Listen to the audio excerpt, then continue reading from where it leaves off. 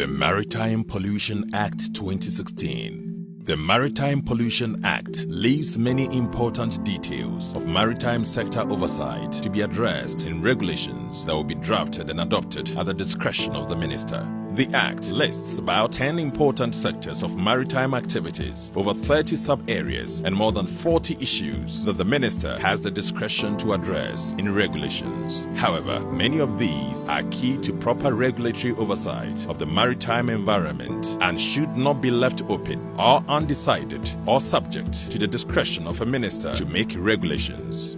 The risk with the Act as currently enacted is that it creates a significant regulatory gap while the regulations are being developed.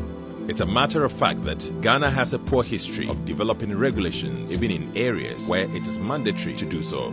Lack of uniform standards and regulations create a very inconsistent regulatory environment that is difficult to monitor and enforce. The Ghana National Oil Spill Contingency Plan is a very general, rudimentary guideline, and actually more of a plan for industry and agencies to develop OSCPs in the future than an actual spill prevention and response plan in itself. And the Environmental Protection Agency does not also have the necessary capacity to deal with an oil spill.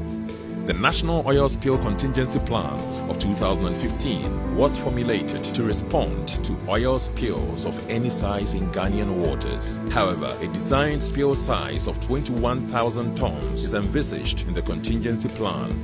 The size of the design spill used by the National Oil Spill Contingency Plan failed to consider large oil spills associated with well blowouts or other uncontrolled releases. The Oil Spill Contingency Plan also does not have a locally designed compensation scheme in relation to oil spill.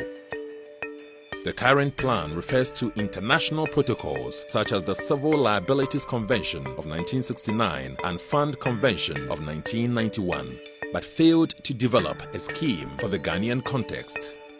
Similarly, Act 919 does not also provide us with a scheme or procedure for claiming compensation.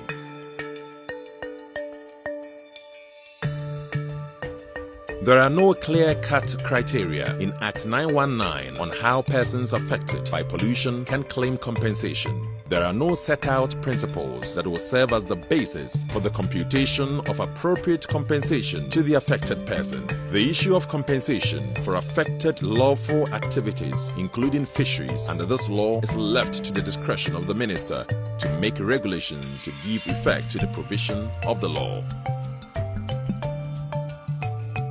There are no provisions within Ghana's petroleum regime that require operators to prepare and submit plans for decommissioning and site restoration of areas impacted by early-stage activities, including drilling. Under Ghanaian laws, decommissioning plans do not need to be submitted to the Commission or approved until late in the project life cycle, 2 to 5 years before operations cease or the license or petroleum agreement expires. At the production license phase, decommissioning is only briefly addressed as part of the development and production program. This approach does not reflect international best practices, which strongly encourage decommissioning plan at the outset of project development. The required content for decommissioning plan is to only consider infrastructure development, infrastructure removal, or reuse, but does not address environmental restoration and the long-term socio-economic impact on local communities.